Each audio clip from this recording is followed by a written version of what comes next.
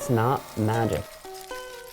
It's a lot of people working together every day to get something done.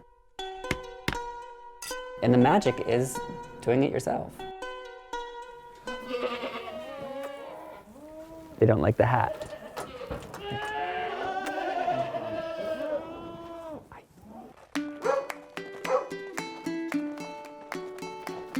When we first bought it, it was going to be a weekend place, so we were just going to have a little vegetable garden, do some flower gardening.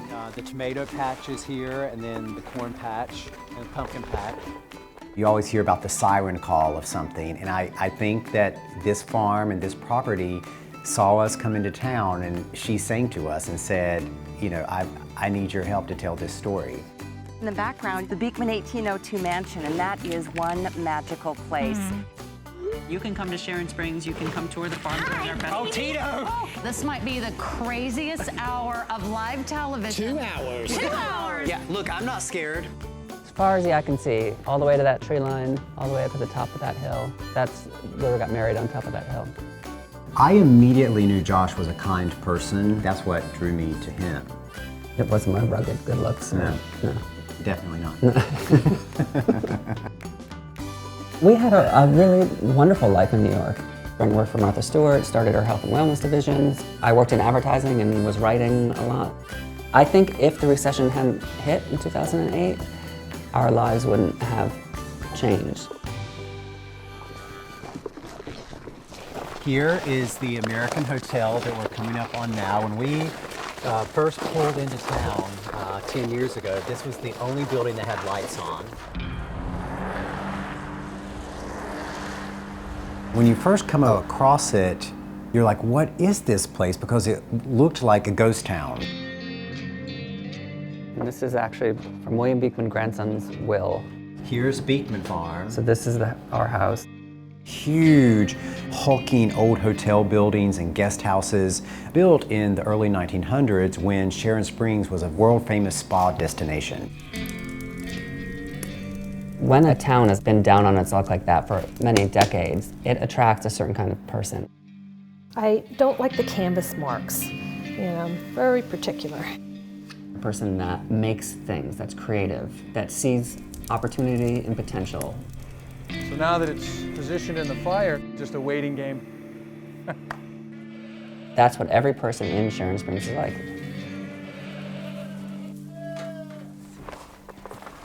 One weekend we came up, opened up the mailbox, and there was a note in there from this stranger, John Hall. Hey, John. And he said, I have a herd of goats and I'm losing the place where I'm farming. Can I please bring my goats to your property to graze? Point to one, and he can name it. Who's this? That's Taupe, Who's that one? Dana, Who's that one? Melanie. Isn't that amazing? He knows every single name. We always say it was that first courage that Farmer John had to write that first note, put it in a stranger's mailbox. Ugh. That courage became Beekman 1802. This is the highly anticipated premiere of Beekman 1802. Hi, neighbor! The most amazing bath and body skincare line. We didn't set out to become farmers, but when the recession hit and we lost our jobs, it wasn't just about sending out resumes for the same old jobs. We had to figure out something different.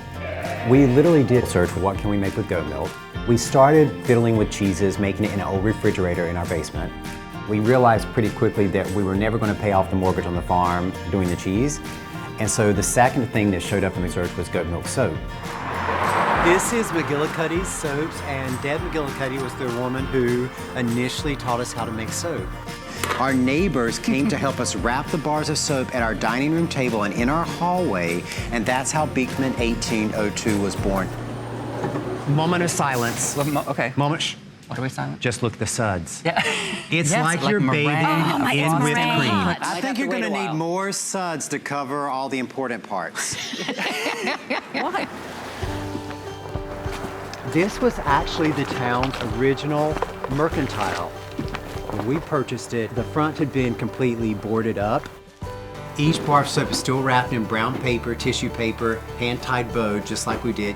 One day we were making the bars of soap and a neighbor came in, Karen Tinney. She said, oh, I weave. And I said, oh, well, if we design something, would you make it for us to sell? Yeah, if we're selling soap, we might as well sell towels. The weaver who weaves these hand towels is Farmer John's sister. And she said, I would love to do that. And then she said, oh, well, have you met this blacksmith? And we're like, no, I'd love to see his forge. And then just gradually kept meeting all of these artisans. There's an individuality to pieces made this way. You know, each one has been handled. Each one has little flaws.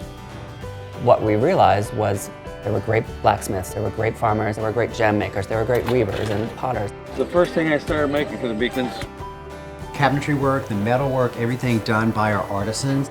Our skill was that he knew how to create a brand. I worked in advertising. We could take the things that our neighbors were making and get them out to a bigger world. And I'm the dreamer, so I'm always like, oh, of course we can do that. If an artisan doesn't want to grow big, they can just sell us 5 things a month and we'll sell them in the Mercantile on Main Street in Sharon Springs. If they want to try to grow a little bit bigger, we'll sell things on our website. If they want to try to get really huge, look, we'll bring their product to HSN or QVC. Red hot, over 10,000 are gone. Wow. We're definitely not the smartest people in the room, but we're really good cheerleaders. And we truly do want every single person to be a success. Since I started with the Beekmans 8 years ago, they've kept me so busy. And we've developed new products and we've tried new things, and so it's changed. We're trying to help other people make a living doing the things that they love to do, while at the same time preserving this American craftsmanship, which we think is so important. I love the idea that I'm carrying on a tradition. People don't need to have pots. They can go and buy plastic bowls, you know. Every piece touches my hand. My essence goes on through the pot. That's the reward. By keeping warehouse and e-commerce here in Sharon Springs, we're able to keep the post office open. And anybody who lives in a small town knows that, you know, once you lose your post office, it's kind of the end of the town. Anywhere there can be a business on Main Street, there's a business. We've got a spa there, a restaurant, and a gift store. Somebody recently purchased this giant old hotel and is restoring that.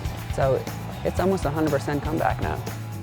And I think people leave their experience with Sharon Springs and go home and take that with them and think, oh, what little thing can I do in my community?